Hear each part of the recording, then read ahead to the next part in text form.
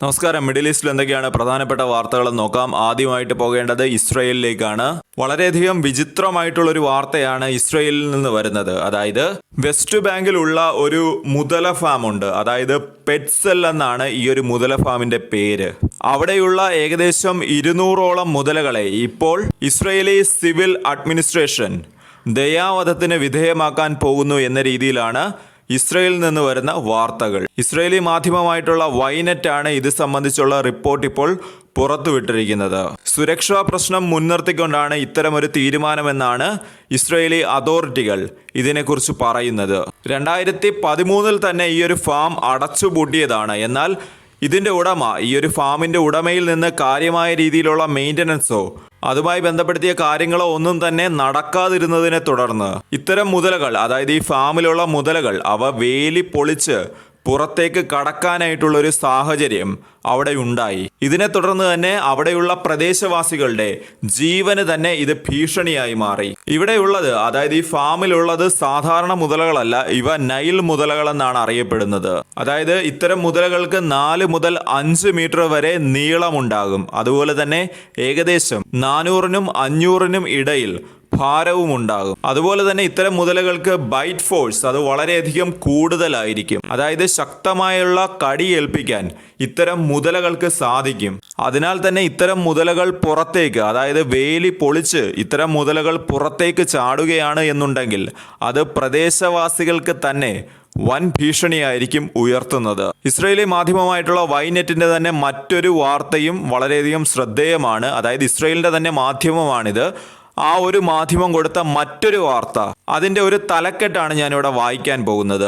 World media ignore the horror of hostages video highlight Gaza suffering. അതായത് ലോകമാധ്യമങ്ങൾ Hamas പുറത്തുവിട്ട Israeli ഹോസ്റ്റേജസിന്റെ video ചർച്ച ചെയ്യാതെ അവർ ഗസയിലെ ദുരിതമാണ് കൂടുതലായും എടുത്തു കാട്ടുന്നതെന്നാണ് ഈ ഒരു മാധ്യമം ഇപ്പോൾ റിപ്പോർട്ട് ചെയ്തിരിക്കുന്നത്. അതായത് പണ്ടത്തെ പോലെ ഇസ്രയേലി ബന്ദികളുടെ കാര്യങ്ങൾ ശ്രദ്ധിക്കാതെ, അതായത് ഹമാസിന്റെ പക്കലുള്ള ഇസ്രയേലി ബന്ദികളുടെ കാര്യം ശ്രദ്ധിക്കാതെ ഇപ്പോൾ ലോകമാധ്യമങ്ങൾ കൂടുതലും ശ്രദ്ധ കേന്ദ്രീകരിക്കുന്നത്, കൂടുതൽ ശ്രദ്ധയോടെ വാർത്തകൾ കൊടുക്കുന്നത് ഗസയിലെ ദുരിത ജീവിതങ്ങളാണ്. ഇതൊരു അനീതി എന്നാണ് ഈ ഒരു ഇസ്രയേലി മാധ്യമം ഇപ്പോൾ റിപ്പോർട്ട് ചെയ്യുന്നത്. അതായത് വേൾഡ് മീഡിയ ഇങ്ങനെ റിപ്പോർട്ട് ചെയ്യുന്നത് ഒരു അനീതിയാണ്, അത് ഇസ്രയേലിനോട് കാണിക്കുന്ന ഒരു അനീതിയാണ് എന്നാണ് ഈ ഒരു മാധ്യമം ഇപ്പോൾ റിപ്പോർട്ട് ചെയ്യുന്നത്. ഹമാസ് പുറത്തുവിട്ട ആ ഒരു വീഡിയോയിൽ 24 വയസ്സുള്ള ഒരു ബന്ധിയെയാണ് കാണിച്ചിരിക്കുന്നത്. അതിൽ അദ്ദേഹം വളരെയധികം വീക്കായിട്ട്, വളരെയധികം ക്ഷീണിതനായിട്ട് തന്നെ നമുക്ക് കാണാൻ സാധിക്കും. ഈ മാധ്യമം പറയുന്നത് ഇസ്രയേലി തടവുകാരന്, ഇസ്രയേലി ബന്ധിക്ക് വേണ്ട രീതിയിലുള്ള പോഷകാഹാരം പോലും കിട്ടുന്നില്ല എന്നാണ് ഈ ഒരു മാധ്യമം ഇപ്പോൾ റിപ്പോർട്ട് ചെയ്തിരിക്കുന്നത്. അങ്ങനെയാണ് എന്നുണ്ടെങ്കിൽ ഇപ്പോൾ ഗസയിൽ തന്നെ പോഷകാഹാരം കിട്ടാതെ എത്രയോ ആൾക്കാരാണ് ഇപ്പോൾ ബുദ്ധിമുട്ടുന്നത്. ഇത് സംബന്ധിച്ച് WHO അതുപോലെ തന്നെ റോയിറ്റേഴ്സ് തുടങ്ങിയ സംഘടനകളുടെയും എല്ലാം റിപ്പോർട്ട് അവർ പറയുന്ന ഒരു കാര്യമുണ്ട്. ഗസയിൽ പട്ടിണി മൂലം ഏകദേശം 122-നും 130-നിടയിലും ആൾക്കാർ മരിച്ചിട്ടുണ്ട് എന്നാണ് ഇത്തരം ലോക സംഘടനകൾ തന്നെ നമ്മളോട് പറയുന്നത്. അല്ലാതെ തന്നെ മറ്റ് പല സംഘടനകളുടെയും കണക്കെടുത്ത് നോക്കുകയാണ് എന്നുണ്ടെങ്കിൽ അവർ പറയുന്ന മരണസംഖ്യ ഏകദേശം 197-നോട്, അതായത് പട്ടിണി മൂലം മരിച്ച ആൾക്കാരുടെ സംഖ്യ എന്ന് പറയുന്നത് 197-നടുത്ത് വരുമെന്നാണ് അത്തരം സംഘടനകൾ പറയുന്നത്. നമുക്ക് എന്തായാലും ആ ഒരു കണക്ക് ഇവിടെ മാറ്റി വെച്ചിട്ട് WHO കണക്ക് തന്നെ നമുക്ക് നോക്കാം. WHO തന്നെ പറയുന്നു 122-ലധികം പേർ പട്ടിണി മൂലം ഗസയിൽ മരിച്ചിട്ടുണ്ടെന്നാണ്.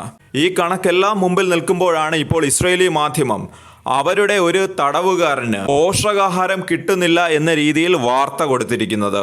അവരുടെ ഈ ഒരു ആർട്ടിക്കിളിൽ മൊത്തം പറയുന്നത് എന്തുകൊണ്ട് വെസ്റ്റേൺ മീഡിയ ഞങ്ങളുടെ ബന്ധികളുടെ കാര്യങ്ങൾ, അതായത് അവരുടെ ഹെൽത്തിനെ കുറിച്ചും അവരുടെ പോഷകാഹാരക്കുറവിനെക്കുറിച്ചും എന്തുകൊണ്ട് വേൾഡ് മീഡിയ, ഇസ്രയേലി മീഡിയ അല്ല, വേൾഡിലുള്ള മീഡിയ എന്തുകൊണ്ട് സംസാരിക്കുന്നില്ല എന്നാണ് ഇവർ ആശങ്കപ്പെടുന്നത്. അതിനിടെ അൽ ജസീറ റിപ്പോർട്ട് ചെയ്യുന്ന ഒരു വാർത്ത ഇപ്പോൾ വരുന്നുണ്ട്. അമേരിക്കൻ പ്രസിഡന്റ് ആയിട്ടുള്ള ഡൊണാൾഡ് ട്രംപ് ഇപ്പോൾ പറയുന്നത് മിഡിൽ ഈസ്റ്റ് രാജ്യങ്ങളും അതുപോലെ തന്നെ ഇസ്രയേലുമായിട്ടുള്ള ബന്ധം അത് പുനഃസ്ഥാപിക്കണമെന്നാണ്.